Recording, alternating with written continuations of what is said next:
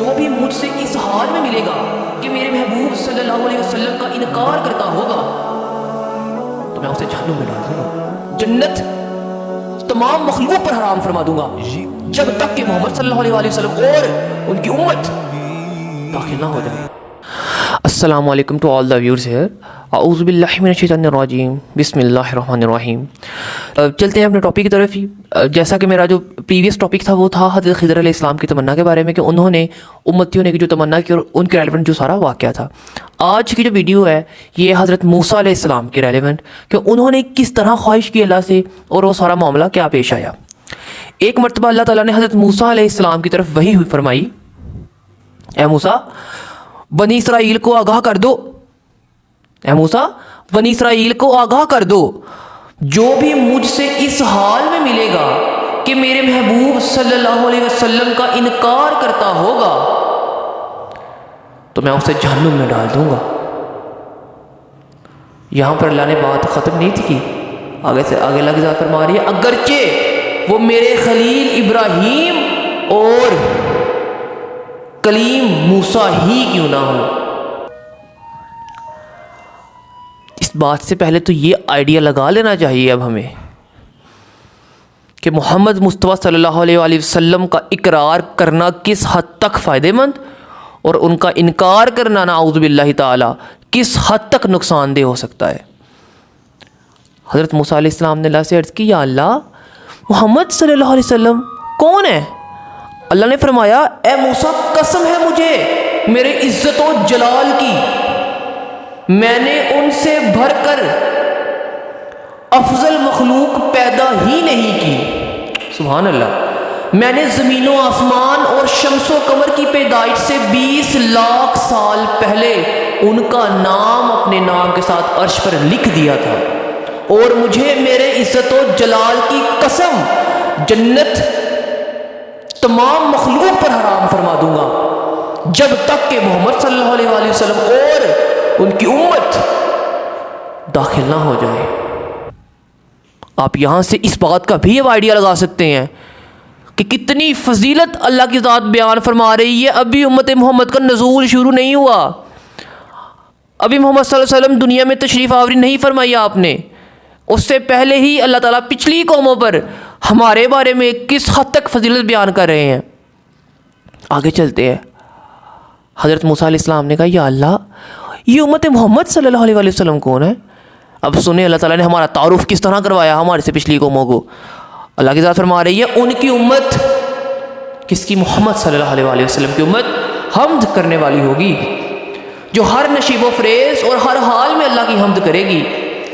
وہ اپنی کمر کو باندھیں گے، وضو کریں گے، دن کو روزہ رکھیں گے، رات کو تہجد پڑھیں گے، اور میں ان سے تھوڑا عمل قبول کر لوں گا۔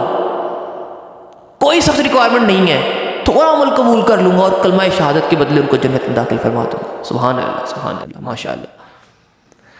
دیکھیں نا ہمارے لیے اللہ تعالیٰ کے ساتھ کتنی آسائشیں پیدا فرما رہی ہے۔ ہمارے سامنے کوئی کسی دوسرے کی برائی، کسی کی اچھائی بیان کر رہا ہو تو ہم جیلس فیل ہو جاتے ہیں، مگر برا بھی ظرف ہو تو ہم کہنے کے طور سے فیل کرتے ہیں۔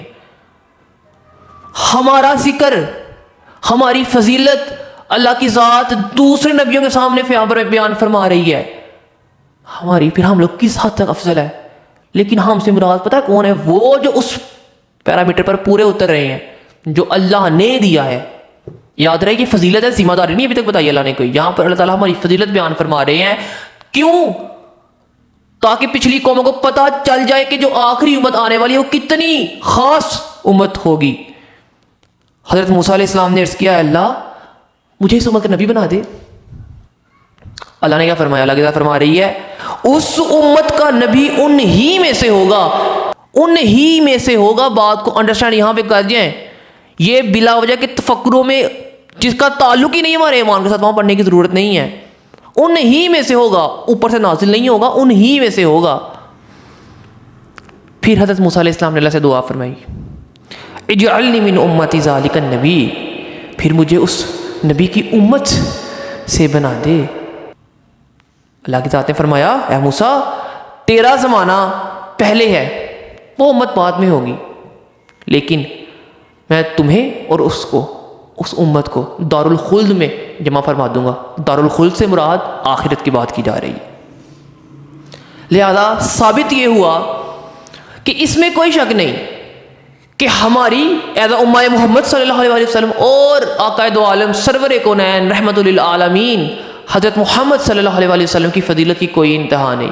اور ہمارا خاص ہونے کی وجہ بھی رسول پاک صلی اللہ علیہ وسلم ہے. جیسا کہ میں پہلے بتا چکا ہوں کہ اللہ نے فرمایا کہ میں نے ان سے افضل مخلوق پیدا ہی نہیں کی. کن سے افضل؟ رسول پاک صلی اللہ علیہ وسلم سے افضل مخلوق پیدا ہی نہیں کی. اور ہمارے آقا صلی اللہ علیہ وسلم کی ویلیو دیکھیں, ورتھ دیکھیں کہ اللہ تعالیٰ کی ذات فرما رہی کہ میں نے ان کا نام 20 لاکھ سال پہلے ہی عرش پر اپنے نام کے ساتھ جوڑ دیا ہوا ہے. یہ ویلیو ہے کن کی؟ جو ہمارے آقا دو عالم صلی اللہ علیہ وسلم ہے. وہ ہمارے لیے روئے ہیں. بات سمجھ میں اگر پڑ جائے نا تو خدا کی قسم بہت کچھ ہم ٹھیک کر سکتے ہیں. وہ ہمارے لیے روئے ہیں جن کے لیے اللہ کی ذات فرما رہی ہے کہ جن کا نام میں نے 20 لاکھ سال پہلے اپنے نام کے ساتھ جوڑ دیا تھا. اور فرما کن کو رہی ہے؟ دوسرے نبیوں کو. اور وہ پھر اس حسرت میں خواہش کرے کہ یا اللہ ہمیں اس نبی کا امتی ہی بنا دے. اور ہم جو امتی ہے ہم کیا پے کر رہے ہیں؟ کیا ہم پے کر رہے ہیں؟ کیا ہم حضرت محمد صلی اللہ علیہ وسلم کے ان آنسوؤں کی قدر بھی کر رہے ہیں؟ خدا کا واسطہ ہے باہر آئے ان تمام بدعات و خرافات سے. بہت سی شکلیں ہیں جنہوں نے گھیر لیا ہوا ہے اس پوری امت کو. یاد رہے نیکی وہی جو اللہ نے کہا, حد سے تجاوز کر کے نیکی بھی نیکی نہیں رہنی. اللہ نے سب کو عقلیں دی ہیں. بہانے نہیں چلیں گے کہ میں اپنے باپ دادوں کے رستے پر چل رہا تھا یا چل رہی تھی. قطعاً یہ کام نہیں آئے گا جملہ, قطعاً نہیں آئے گا. گھر گھر میں قرآن پڑھا ہے اور ترجمے کے ساتھ پڑھا ہے. ہم اس کو کھولنے سے قاصر ہیں, ہم ذمہ دار ہیں. We are responsible. دو تو ٹیکنالوجی کا ہے نا, اب تو سوشل میڈیا میں ہر چیز مل جاتی ہے. وقت کے بہت بڑے بڑے عالم ماشاء اللہ سے سوشل میڈیا میں پیش ہیں, ان کی خدمات پیش ہیں. ہم خود پیچھے بھاگ رہے ہیں, ہم بھاگ رہے ہیں, ہم قصوروار ہیں. We have to do efforts now.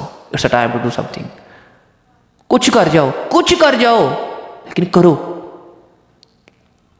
اللہ کی حد سے تجاوز نہ کرو.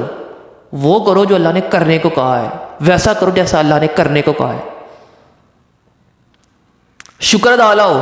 اللہ کی ذات فرما رہی ہے اور میں ان سے تھوڑا عمل قبول کر لوں گا. تھوڑا عمل کچھ کر لو لیکن کرو خالص ہو کر, دنیا کے رنگ چڑھا کر نہیں. باقی اللہ ہم سب کے لیے آسانی کا معاملہ فرمائے اور ہمیں اس ورتھ کو, اس ویلیو کو پے کرنے کی توفیق عطا فرمائے جو اللہ کی ذات ہمیں دے رہی ہے. جزاک اللہ. آمین.